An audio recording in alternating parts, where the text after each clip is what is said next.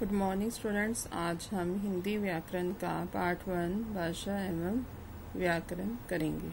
सबसे पहले भाषा किसे कहते हैं? भाषा शब्द भाष धातु से बना है, जिसका अर्थ है बोली। हम अपने मुंह से जो कुछ बोलते हैं वह सब भाषा है।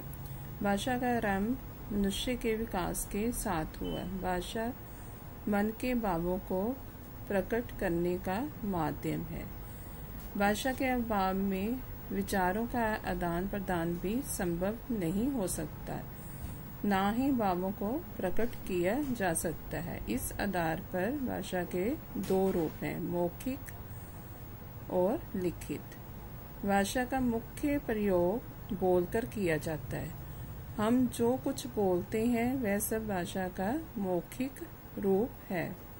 हम अपने दैनिक जीवन में अधिकांशतः भाषा के मौखिक रूप का ही प्रयोग करते हैं, परंतु दूर स्थित मानव के लिए अपने विचार लिखकर प्रकट किए जाते हैं। भाषा के मौखिक रूप को जब किसी कागज, स्लेट, पत्थर आदि पर लिख दिया जाता है तो इसे भाषा का लिखित रूप कहते हैं।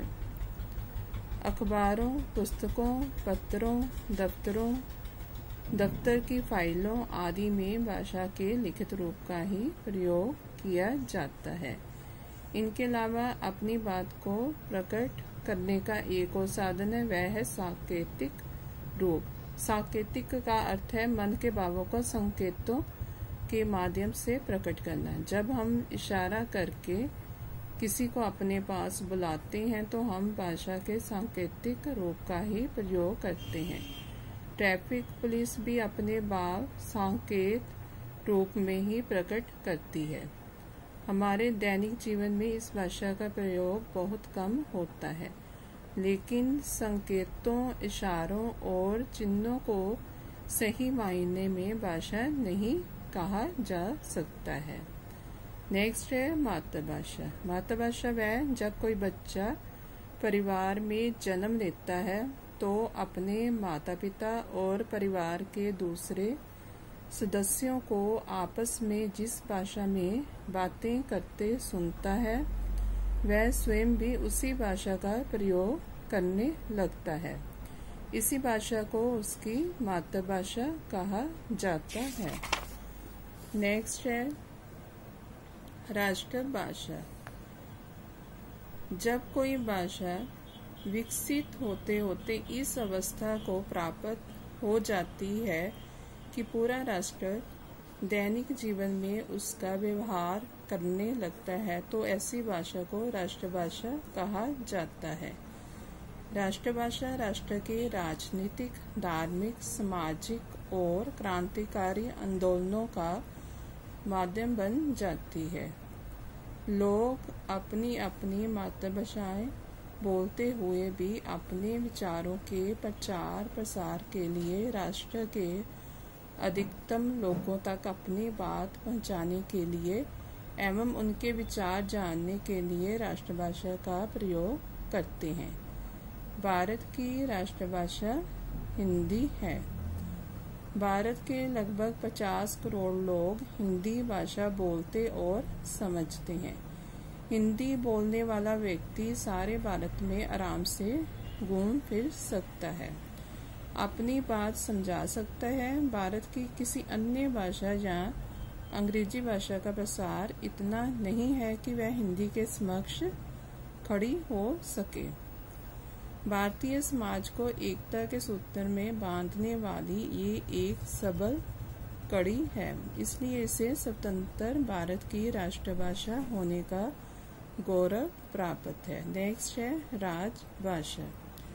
किसी देश की सरकार अपना दैनिक कामकाज और सामान्य प्रशासन चलाने के लिए जिस भाषा का प्रयोग करती है उसे देश की राजभाषा कहा जाता है। भारत की राजभाषा हिंदी है। नेक्स्ट है मानक भाषा। शिष्ट और सुशिक्षित लोगों द्वारा व्यवहार में लाया जाने वाला भाषा का रूप मानक कहलाता है। आकाशवाणी से प्रसारित होने वाले कार्यक्रमों, विश्वविद्यालयों की हिंदी कक्षाओं तथा औपचारिक गोष्ठियों में भी मानक हिंदी का प्रयोग होता है।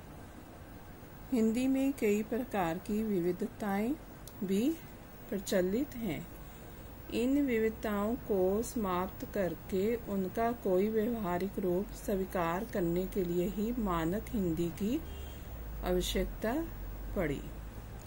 नेक्स्ट है लिपि। मौखिक ध्वनियों को लिखकर प्रकट करने के लिए निश्चित किए गए चिन्हों को लिपि कहते हैं। मानव समाज के विकास और प्रसार के कारण लोग दूर दूर तक गए। दूर स्थित लोगों तक अपनी बात पहुंचाने के लिए मौखिक ध्वनि संकेतों को लिखित रूप देने की आवश्यकता पड़ी।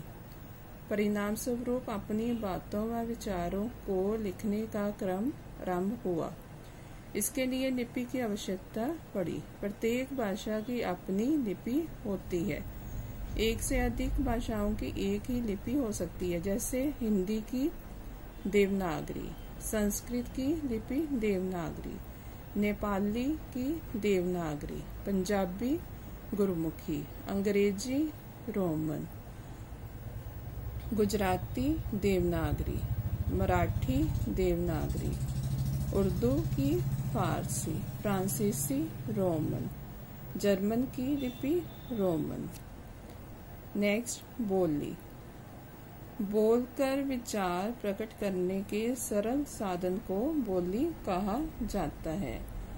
बोली केवल बोलचाल में ही प्रयोग की जाती है। इसका कोई लिखित रूप नहीं होता। किसी क्षेत्र विशेष में प्रयोग किया जाने वाला बोलचाल का स्थानीय रूप ही बोली है। आज के लिए इतना ही। नेक्स्ट हम पेज 9 नेक्स्ट वीडियो में करेंगे। थैंक्स।